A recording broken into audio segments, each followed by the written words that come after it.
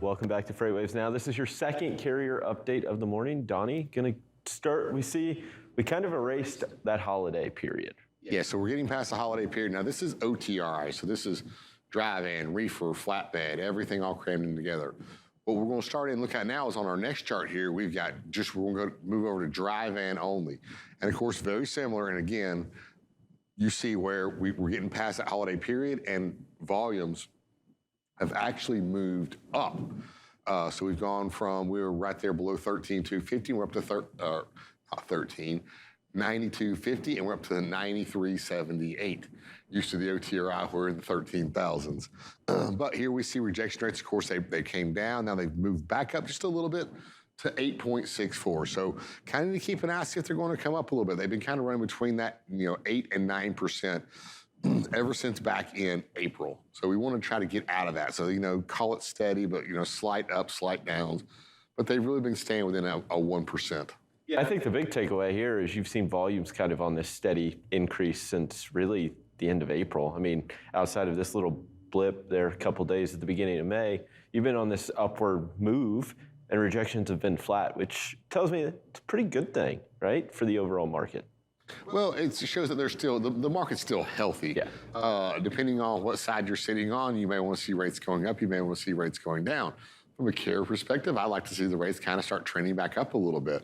But what it does say a little bit is, you even see, rejections, you can kind of see the long trend over May of being slightly up, then it dropped down near the end of the month when it should have actually, we thought would have bounced back up. But overall, the market's healthy, and what's going to happen here soon, right now, it's a coin flip of who has power. Let's pop in here. Let's go to some of my favorite maps that you love to talk about here. We've got our 1 week rejection change map. Now, even though our rejection rates are kind of hovering in there on a national average between 1%, we still have markets that are going up and markets that are going down. The individual, we have 135 markets. The individual markets, they are moving. Some going up while others are going down. So we kind of look through here. We see Nevada, a little bit of blue. Not a lot of freight coming out of Nevada, so that's not an issue at all. But we look up and we see Seattle, Washington, a little bit of blue. We see Denver there. We see Houston down here, a little bit of a peak down here. It's increased a little bit, and it's got a lot of volumes behind it. Grand Rapids, and we see in red here, we see a lot of our bigger markets in red here. Harrisburg, Atlanta, those are moving in the wrong direction. Some of the loads or markets down here in the southeast, a lot of these are in the red. So we've seen rejection rates falling in the southeast, kind of neutral in part of the Midwest and Northeast, and kind of increasing out there.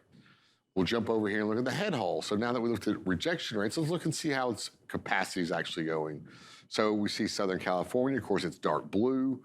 We see Dallas blue. Atlanta's still blue, so there's more outbound freight than inbound trucks. So that's still a good thing for Atlanta.